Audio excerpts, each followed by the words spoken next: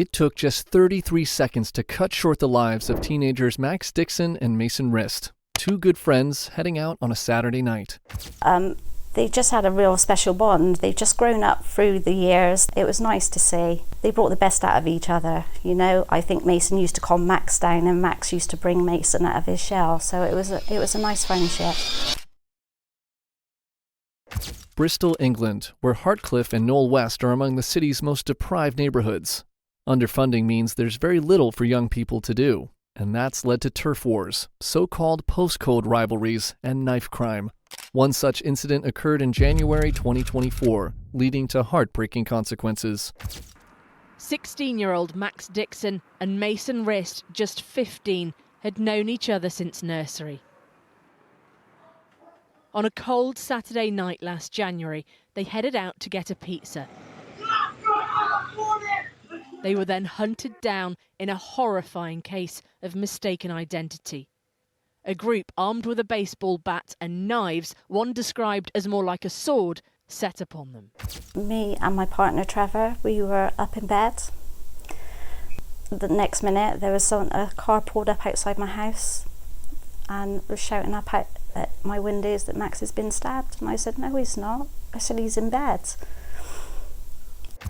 A chase unfolded, leaving the boys lying in the street with what the court heard were unsurvivable stab wounds. It was just such a panic. I don't know what I was thinking. I was sat down on the floor and the paramedics were cutting his clothes, and I just kept thinking, he's going to be so annoyed with you because you're cutting his coat off, because it was his Christmas coat. Nothing can undo the dreadful events of that night last January. Nothing can bring Mason and Max back. No sentence which this court passes can lessen the sense of loss and grief caused to their families, nor does it represent in any way the value of those young lives. Jailed today for life, Riley Tolliver, now 18, and 17-year-old Cody Westcott, named publicly for the first time, were given a minimum of 23 years each behind bars. Two others, who were just 14 and 15 at the time of the attack and still can't be named, were given a minimum life sentence of 15 and 18 years, respectively.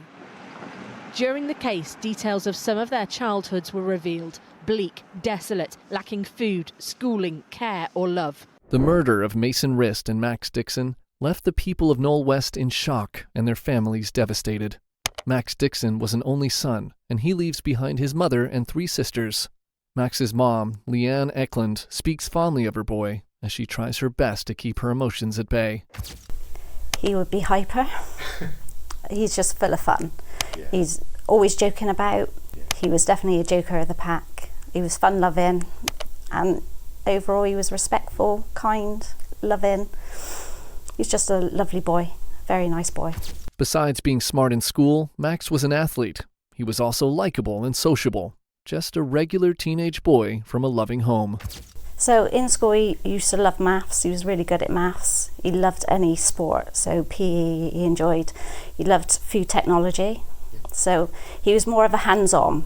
So if he was sat in a classroom, he used to get bored quite a lot, but if he was hands-on, he really enjoyed it. He was very popular in school, so he had lots of friends. And out school he enjoyed playing football, PlayStation, and eating and sleeping like any normal 16-year-old boy. While Max had many friends, he was particularly close to one, Mason Rist.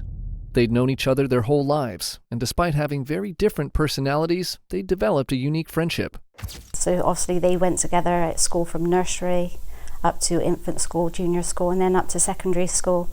And obviously Max is quite outgoing, and Mason was very quiet. But they just had a real special bond. They've just grown up through the years. They've got other friends between them, but they always had a really good, strong friendship. Yeah. It was nice to see. And we used to joke all the time like it was an odd friendship, but they brought the best out of each other. You know, I think Mason used to calm Max down and Max used to bring Mason out of his shell. So it was a nice friendship. Max and Mason shared many moments, with the duo having a particular love for video games. As a pair, mainly it's just PlayStation. That's all they used to do really, is Max, if I used to take Max's PlayStation off him for some reason, he would be like, "Mum, I'm going down Mason's." And it's like, I know why you're going to Mason's, but it wasn't a problem because I knew he was safe where he was with Mason. On the day of Max and Mason's double murder at the hands of 5 misguided teens, everything happened so fast. One minute, the duo was at home, and the next, they weren't. And this made it quite challenging for Max's mom to piece the shocking news together. Yeah, well, me and my partner Trevor, we were up in bed. Max was at home. He was in his bedroom on the PlayStation, and we just didn't think anything of it. And the next minute, there was a car pulled up outside my house and was shouting up out at my windows that Max has been stabbed. And I said, "No, he's not." I said, "He's in bed." Though Max and Mason had talked about going out for food, Max wasn't particularly set for it. He was dressed for bed, and suddenly there was a change of plan. They obviously had a conversation about going out and having some food. Yeah. My partner passed Max on the stairs about 10:30 that night because he said he was going down to feed the cats and he was still in his dressing gown. So I just think it was a spare of the moment thing because he was in his night clothes. Cody Westcott, now 17 years old, murdered Max with a single stab wound from a long zombie-type knife. As Max's mom went to check on him, she was unaware of how serious the situation had become. She describes the moment she realized things. Everything became clear. When I got to him, when I was allowed to sit down with him on the floor, because he was so pale. But she thought deep down that somehow Max would be okay. It was just such a panic. I don't know what I was thinking. I was sat down on the floor and the paramedics were cutting his clothes, and I just kept thinking, he's going to be so annoyed with you because you're cutting his coat off, because it was his Christmas coat. And that was all that was going on in my mind. I'm thinking, you're cutting his clothes off. He's going to be so mad at you because you're cutting his clothes off. And it was so hectic. And I just don't think I was thinking. I don't know what was going through my head. I just needed to make sure Max knew I was there with him. And he knew I was there, yeah. But she was in deep shock. I think I was in a daze. I didn't want to think about it. So I sort of put it to the back of my head and just tried to ignore it, to be honest. I was just getting up and doing what I needed to do, but I don't think it hit me straight away. The community in Knowle West came together to organize a vigil. Max's mother was a reluctant attendee, but who could blame her, given what she was going through? I wasn't actually going to turn up. I thought I didn't want to be in everyone's view. But then I thought everyone's come together, and I thought it was, at least I could do was just to show my face, and I'm glad I did, because the actual support of the community that day was absolutely amazing. I've lived in Knowle West for most of my life, and I've never been one to be involved in anything. I've kept myself to myself, and the community didn't know who I was. Yet they rallied round and they've supported me from that day up to today. They're still supporting me to this day. As Leanne did her best to cope with Max's death, the Knowle West community came through for her in ways she couldn't have imagined. I get messages just to check in, to say that we're thinking of you, obviously with the fundraisers and fun days that they do. I just can't thank people enough for that, because I don't think they realise how much that's helped me. And the amount of love that is shown for Max and Mason is absolutely amazing. Bristol City Football Club showed solidarity with Max's mom, honouring his memory during one of their matches. It was fantastic. I was invited along to the Bristol City Football Club, and they looked after us really well. And when I walked out and seen everyone there, it was overwhelming. And then when they obviously did the clapping, that was so emotional. And it was,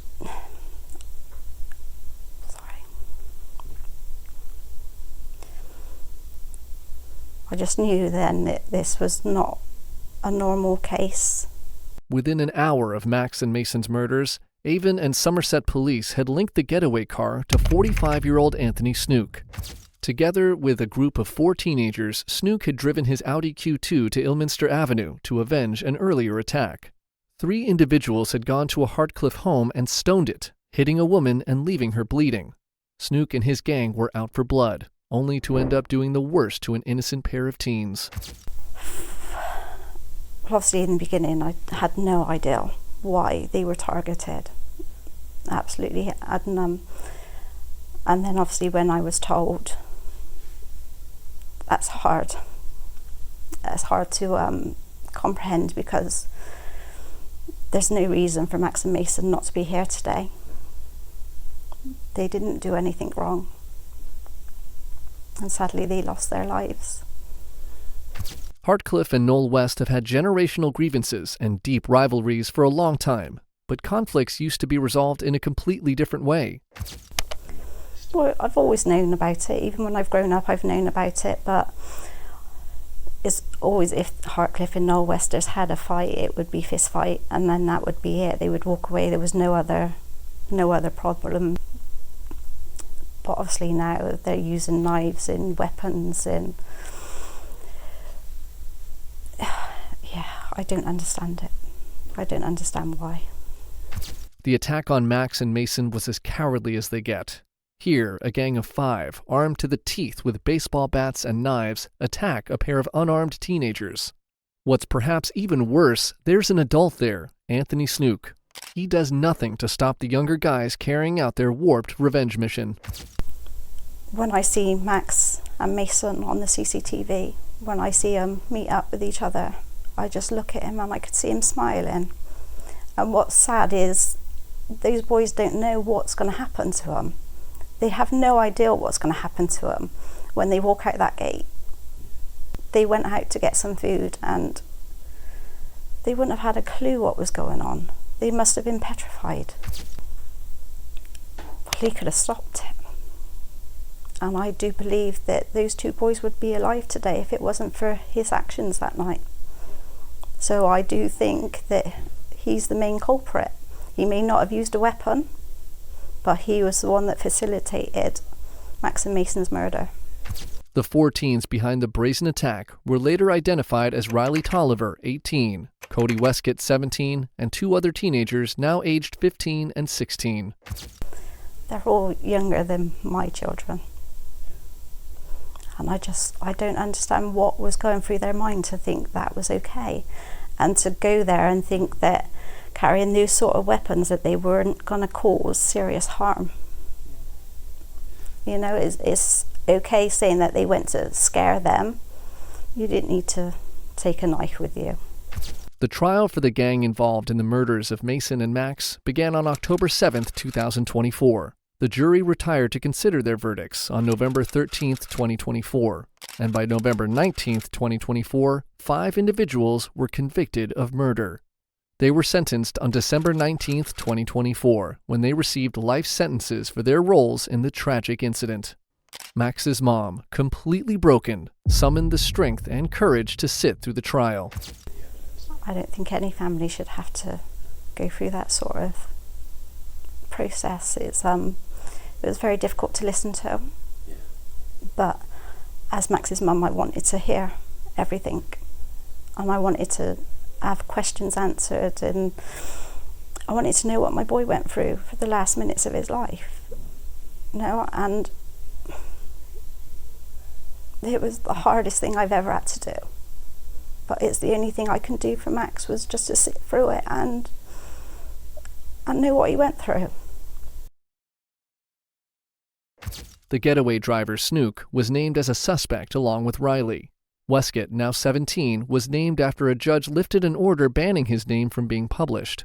A 15-year-old who had pleaded guilty to stabbing Mason at the start of the month-long trial cannot be named because of his age. A 16-year-old involved is also yet to be named. Yeah, I think it's important that everyone knows who they are. And I think people need to realise that you might not attack someone, but if you're in that group, that you can be done for murder, because only 1 person attacked my son, but 5 have been found guilty of his murder. Snook, who drove the teenagers to and from the scene, was jailed for life with a minimum of 38 years. Riley Tolliver, who attacked Max and Mason with a baseball bat, got life with at least 23 years and 47 days. Cody Westcott stabbed both victims, killing Max with a zombie-type knife, and was sentenced to life with 23 years and 44 days minimum. A 15-year-old got life with 15 years and 229 days, and a 16-year-old received life with at least 18 years and 44 days. Though these sentences couldn't bring back Max or Mason, Leanne felt a sense of relief. It allowed me to breathe. When that guilty verdict came back, I could actually breathe a little bit, because someone was held accountable for those deaths. And it just felt like a weight lifted off my shoulders. Max's mom was particularly keen on Snook's lengthy sentencing, saying that it was extremely important. I say at the end of the day, I'm living a life sentence, and nothing will bring back Max or Mason.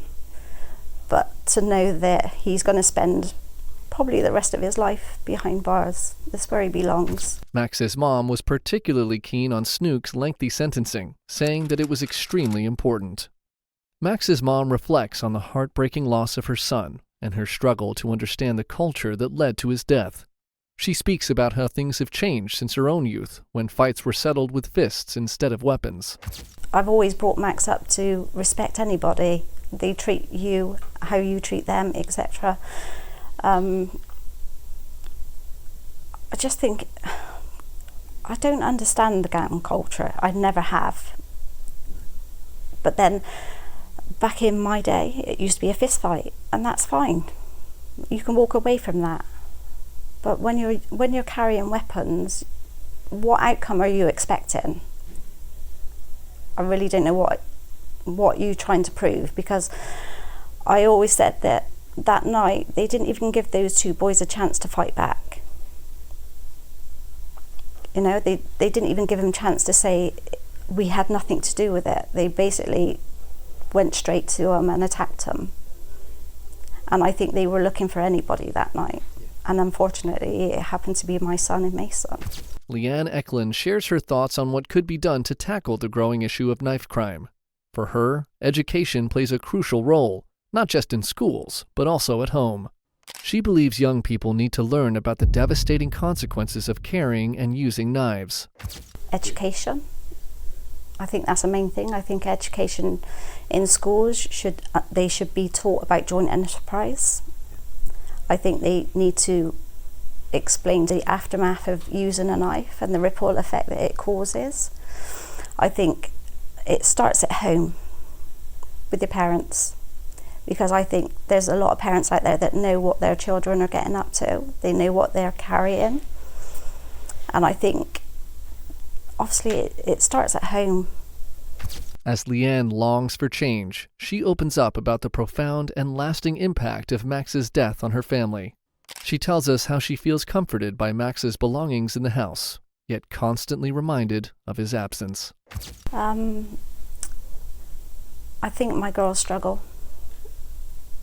I think they struggle to come in the house, because obviously every time they come in they would expect Max to be running down the stairs to see him. And Max was the gel of our family, because all my girls have got very different personalities, but Max gelled with every single one of them. So it was a nice bond, and I think they feel lost when they come into the house. I struggle to be in the house sometimes. Like, sometimes it brings me comfort, because obviously I've got all his stuff around me, but it's also a constant reminder that he's not there. Like, sometimes we can sit there and we can have a really good conversation about Max and all the memories and things, and then other times it's awkward, because we just don't know how to deal with it. Because he didn't just die, he was brutally murdered, and there's no reason for him to have been. So there's no answers why. You know, so it's hard to try and piece things together to be able to move on. It's hard.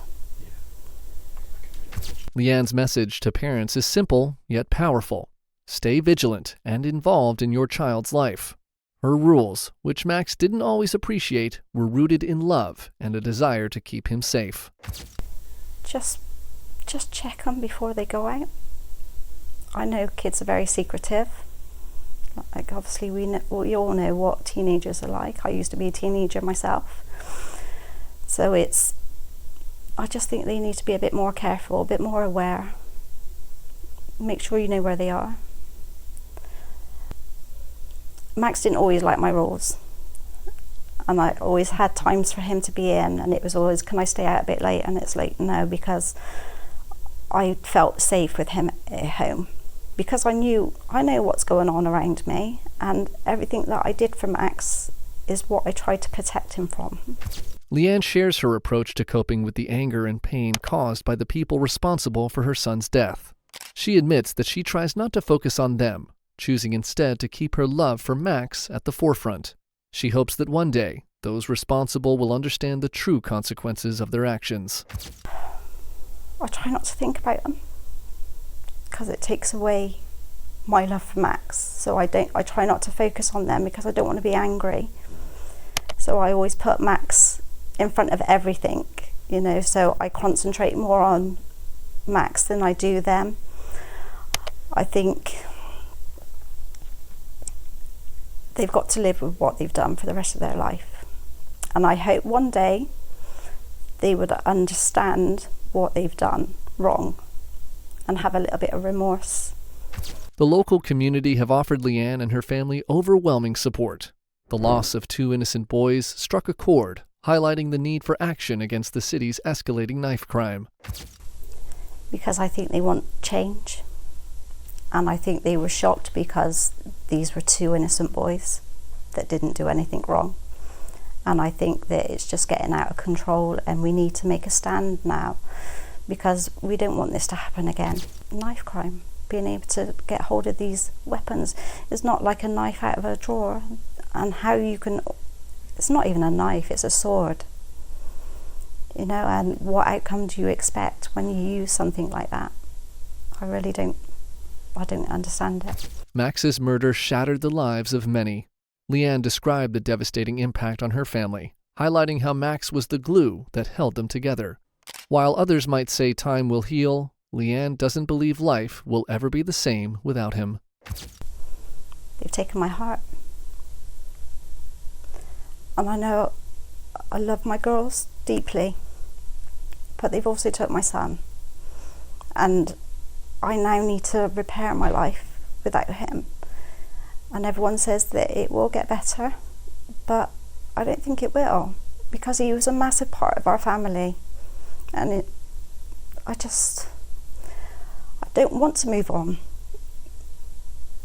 because he was part of my life, my kids are my life. That's all I've ever wanted to be, was a mum. And he completed our family. He was the glue of our family. And to think that I've got to move on without him is hard. And I think they need to understand that they destroyed me, and they don't know me. And they didn't know Max, they didn't know my girls. And I think that's a sad thing that they've got to live with. You can watch more about the gang of teenagers' misguided revenge mission across Bristol, as well as their arrests, sentencing, and more in this darker evidence video here. Please like and subscribe while the thought is fresh in your mind. And please share the video to help the channel grow. Thanks for watching, and see you in the next one.